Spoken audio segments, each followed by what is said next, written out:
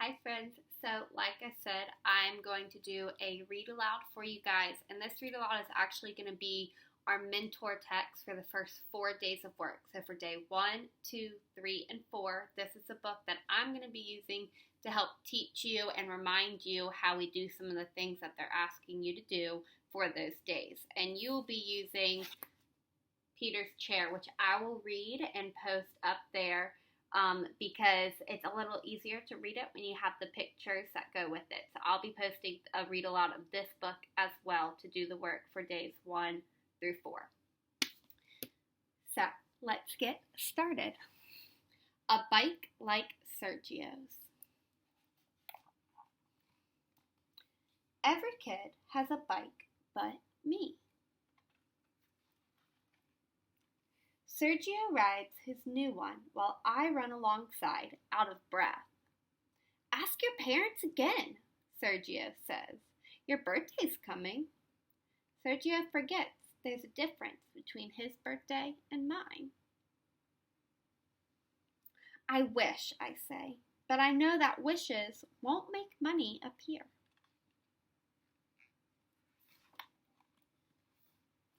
At Sonny's grocery, Sergio buys a pack of football cards. In line, I stand in line, mad, with the bread my mom wants, waiting behind the lady in the blue coat who we see all of the time. She steps up to pay and gathers her bags. In the shuffle, her purse tips. $1 floats to the floor. No one sees. I scoop up the money fast. She's out the door, but I don't chase her. It's just $1.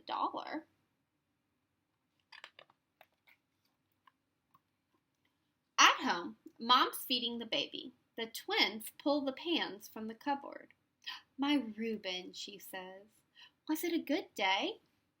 I nod and act busy. That $1 in my pocket stays a secret.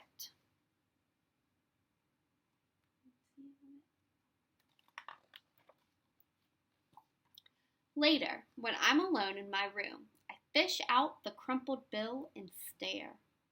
It's not just $1 or 5 or 10. It's $100. My hands are shaking. That money is enough for a bike like Sergio's. Then I won't have to run.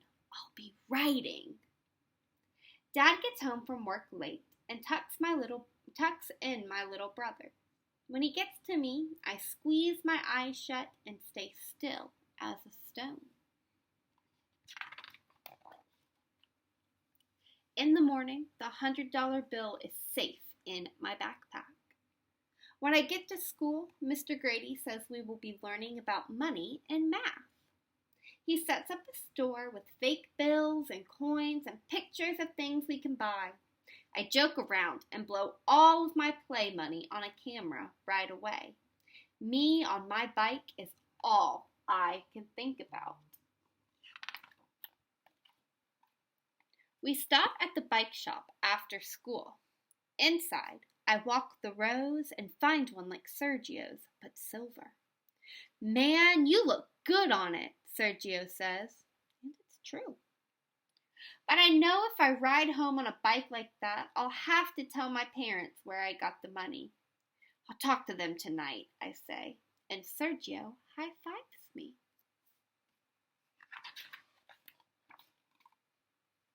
At home, Mom is making a grocery list for Saturday. She walks her fingers through the cash in her wallet, then she crosses things off. Maybe next week, she says. She looks up at me and smiles. Me with the 100 in my backpack. Her crossing things off. Then she hands me a $5 bill. On your way home tomorrow, could you pick up orange juice at Sonny's? When she mentions Sonny's, I feel the sweat. What if the lady in the blue coat is there? I take my stuff to my room, dump my papers out of my backpack, and that's when I see it. The zipper that was closed is open, just enough, and the money that was there is gone. Heading out the door, I mumble to Mom, I'll be right back.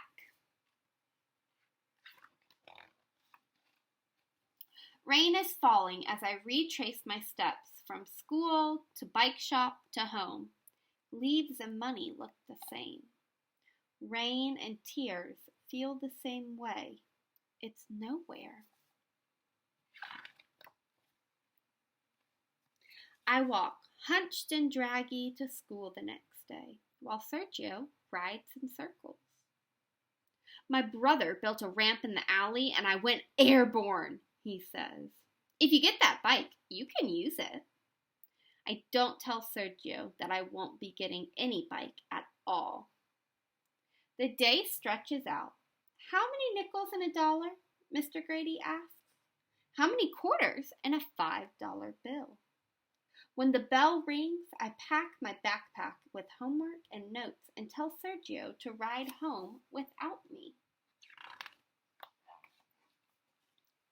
With everyone crowding in a hurry, I spot something. The smallest zipper inside, still closed. This was the pocket, not the other. I slide it open, and I am rich again. To get that bike, I have to tell. I race to Sonny's as fast as riding, and I rush to the back of the store for juice. Someone bumps me, apologizes in a soft voice. I turn. My feet are frozen, watching as a lady in the blue coat makes her way to the counter with her eggs. She reaches into her purse. And like a hot blast, I remember how it was for me when that money that was hers, then mine, was gone. I leave the juice behind, and this time I follow her.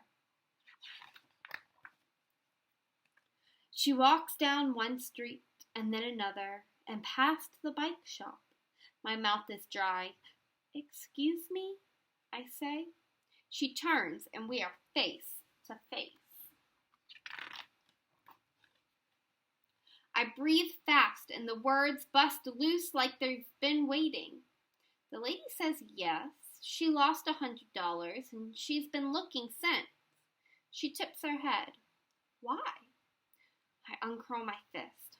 I found it, I say, holding it out to her, still folded. Her face changes from surprised to joyful to soft. She takes my hand in both of hers like a sandwich and asks my name. Thank you, Reuben, she says. You have blessed me. I am happy and mixed up, full and empty with what's right and what's gone. At home, everyone is waiting, and the lost and found story is mine to tell. What you did wasn't easy, my dad says, setting his hand on my shoulder, but it was right. My mom pulls me close. We're so proud, she says, and in that warm house with my family all around and my birthday almost here, I am proud too. The end.